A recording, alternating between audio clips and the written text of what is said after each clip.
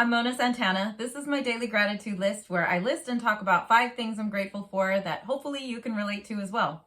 Number 1, I'm grateful for doctors. Doctors dedicate their lives saving people's lives. So they put years and years of study into learning about how the human body works and things of that nature.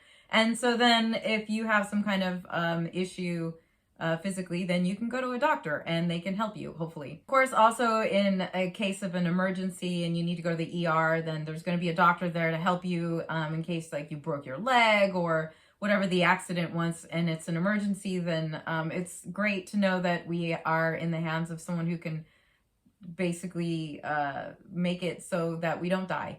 It's sort of a peace of mind that we carry around all the time that you probably don't even think about.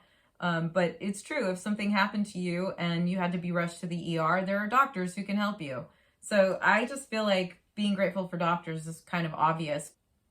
Number 2, I'm grateful for sign language. The reason I'm choosing sign language is because I knew someone at some point in my life where he didn't speak because he was deaf. So he just could sign. And I wanted to communicate with him. And so I was able to learn some rudimentary sign language and I was able to communicate with him, and it made me really happy to know that there was a way for somebody who is deaf to be able to communicate. Maybe, take some time to learn some sign language because I think it's important to be able to communicate. Number 3, I'm grateful for velvet. I love velvet. I'm wearing velvet now.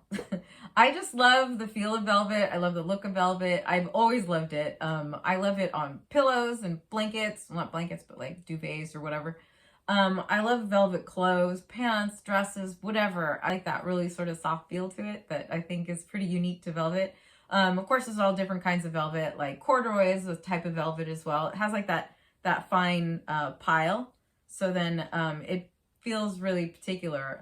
It's interesting to me to learn the history of it a little bit because it's been around since the 700s or so, where it was invented in Baghdad, supposedly. We don't know exactly, but that's what I read. And originally it was only made out of silk, and so it had that gorgeous texture and that beautiful depth of color and everything. And so consequently, when they started importing it from Baghdad, and so they were able to have it in I think Venice, Italy was the first place that had it, and then of course it became because it was very expensive fabric, obviously, and so it became sort of the fabric of royalty. So royalty were the only ones who were able to have velvet for a long time, but now it's great because you can find velvet anywhere and anyone can have it. Number 4, I'm grateful for Roy Orbison. Roy Orbison would have been, I believe, 88 a couple days ago. And I was thinking about how much I love his music and how grateful I am that I've been able to listen to it my whole life because, he died in 1988. If you're not familiar with Roy Orbison, then there's something wrong with you. I'm kidding. You've heard Roy Orbison. You just don't know it's Roy Orbison is probably the case. But, he did Oh Pretty Woman and In Dreams and what's that song? Crying and Blue Bayou. And one of my favorites is Shadowroba, which I think is such a gorgeous song. But I listen to Roy Orbison quite a lot. That voice is so unique. I mean,